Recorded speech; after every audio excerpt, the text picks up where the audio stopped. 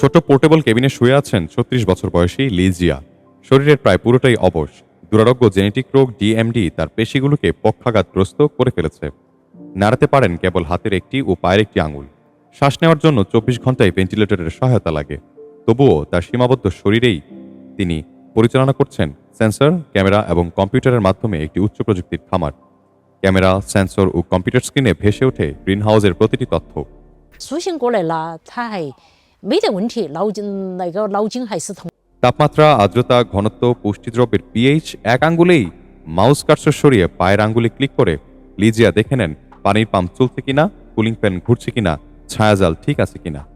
শারীরিকভাবে খামারে যেতে না পারলেও প্রযুক্তির মাধ্যমেই খামারটা যেন এসে ধরা দেয় তার চোখের সামনে। এই স্মার্ট খামারের মূল ফসল স্যালারি।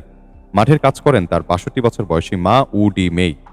তিনি গ্রিনহাউসে ঢোকার আগে ফোনটি একটি স্ট্যান্ডে সেট করে দেন, আর লিজিয়া কেবিনে শুয়ে থেকেও লাইভ ভিডিওতে সেটি দেখে নির্দেশনা দেন কোথায় কি ঠিক করতে হবে, কোন সার্কিটের সমস্যা, কোন চারা এখনো রোপণের জন্য প্রস্তুত নয়।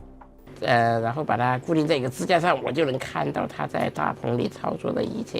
লিজিয়ার কথায় চিন্তাভাবনার দায়িত্ব তার, আর শারীরিকভাবে শ্রম মায়ের। বিষয়টি এমন যেন একজনের হাত পা হয়ে উঠেছেন আরেকজন।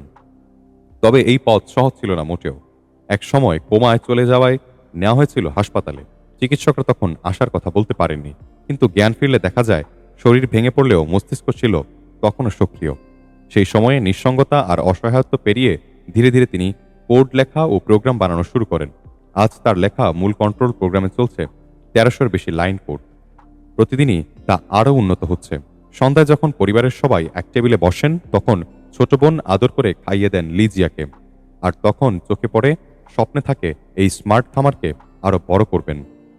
উৎপাদন বাড়বে আর বাজারে যাবে আরো বেশি সবজি।